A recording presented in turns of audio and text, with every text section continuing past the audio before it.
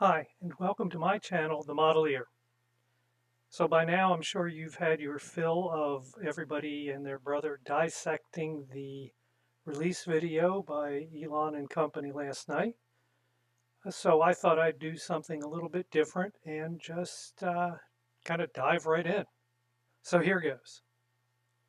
The only change in the interface that you're likely to notice is right over here.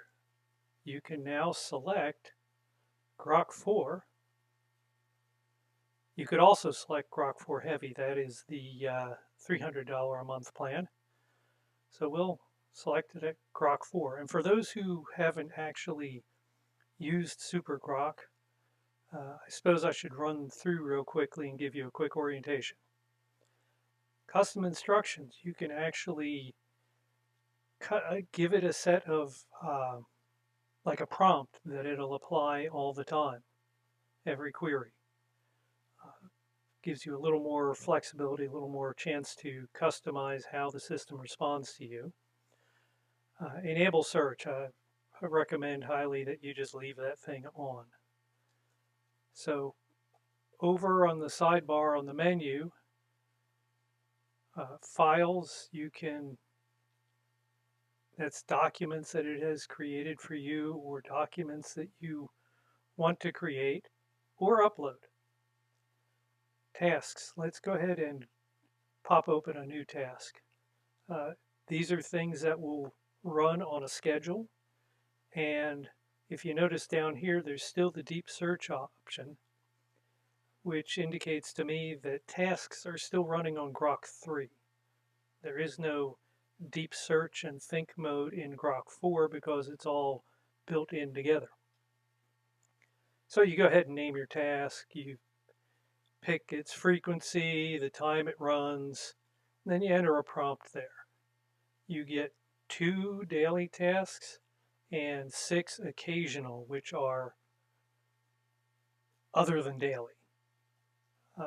Once you're all satisfied with that, you can get notified by just application notifications, or you can have it do email as well. What I'll focus on today are projects.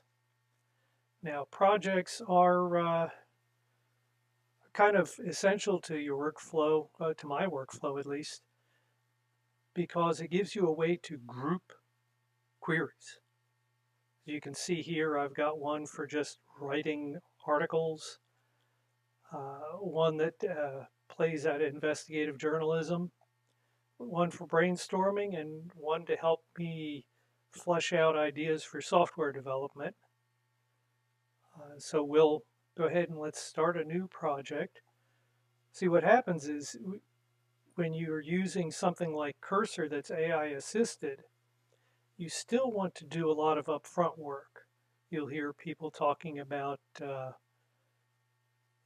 product requirements documents, things like that. Grok is really good at helping you do that. Now, Grok 4 will let you create, will help you with code, and there's going to be a special coding version coming out in the next month. So let's get started. Here we've done a new project, and what I'm selecting for a project today is I'd like to learn about graph theory. Graph theory, you say? Well, this will teach you about it. Hopefully, we'll see how it does. So let's just graph theory tutorial.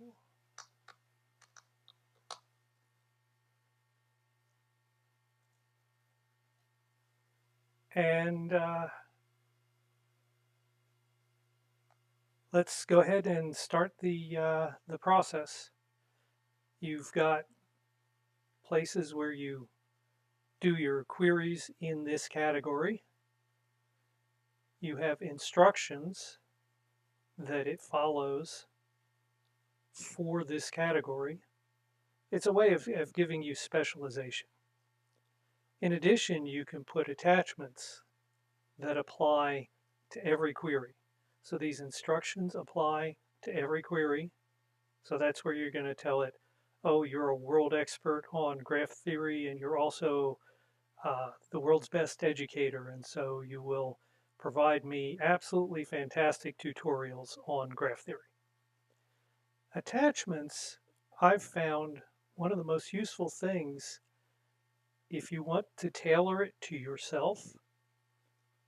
You can go ahead and drop your resume in here, and then it'll look through your resume every time you do a query, and it'll say, like in my case, well, since you're a physicist and you're recently retired after a career in missile defense, this is the approach we're going to take. And then the Conversations tab is where you have all your saved conversations. So let's get ready here. Now what I've done is kind of like on the cooking shows where they've already cooked one and have it sitting in the oven ready to pop out. I've done a little legwork here. So let me pop up another window here. One of the things you'll find with AIs in general is the best way to get a good prompt is to have the AI help you build the prompt. So if we come up to the top here, you can read this prompt, freeze the frame and read it.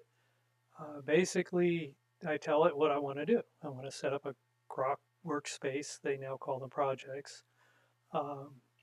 That will act as a tutor to help me close gaps in my knowledge.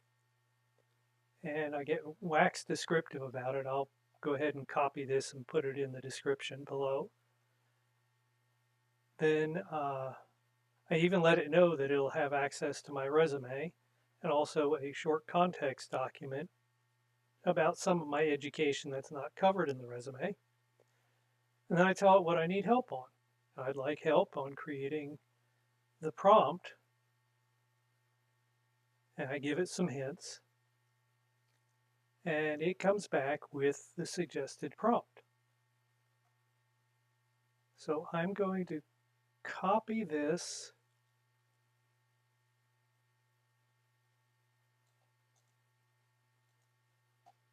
and I'm going to come back here, open up the instructions, and paste it in. Save that. Then for attachments, I'm going to upload my resume.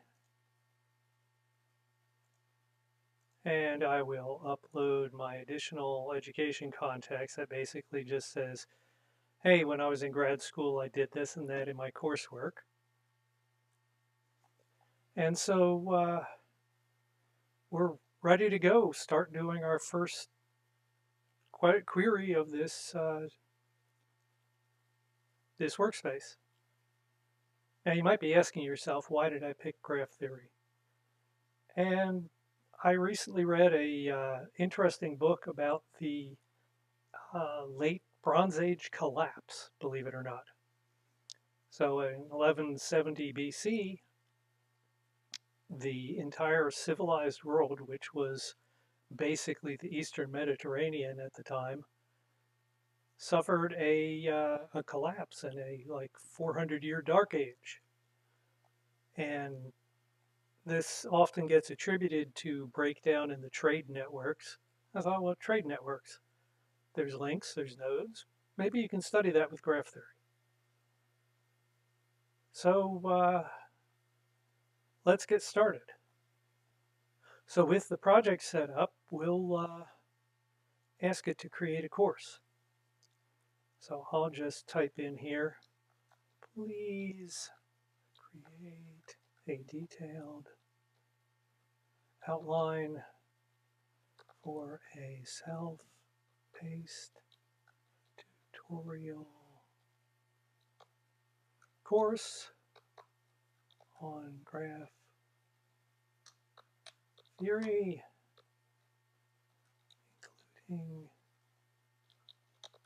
key topics learning objectives,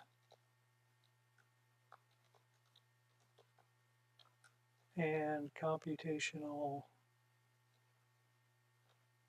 examples in Julia language. There. So now let's give it a whirl.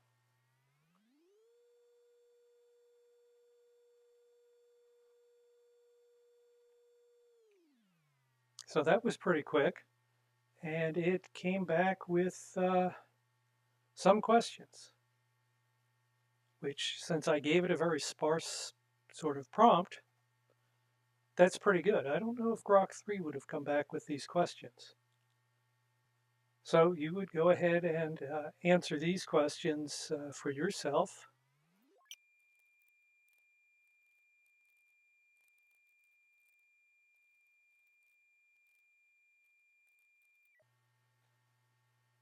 Okay, so I've answered the questions now, and we'll see what it gives me.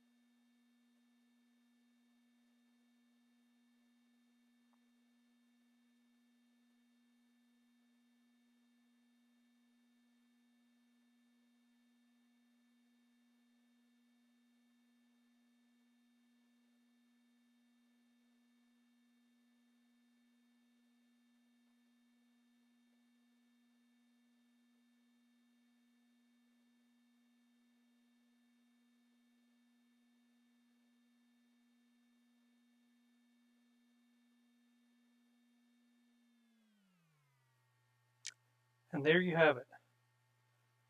And all in all, that was just a couple of minutes. So let me scroll back up to the top. And wow, look at that. I'm still scrolling.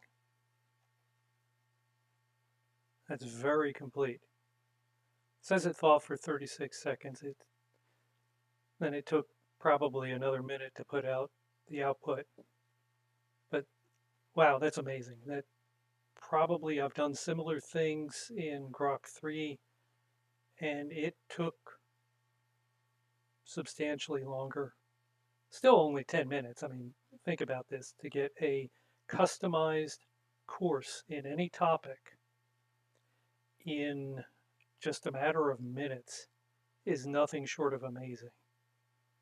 I can't imagine how this is going to disrupt education over the next few years. Now, there's obviously some things you're going to want to do. You would like this to have been popped out as like a markdown course document in addition to the code examples that you can copy and paste. But that's pretty darn amazing. So there you have it. I'll probably play around with this a little bit more, and I may even use it. And in addition, you've now got you've really got a project here where not just graph theory, but you could produce any sort of tutorial that you want to study. So there we have it. Thank you for joining, and please click that like and subscribe and the bell button down below, and we'll see you in the next one.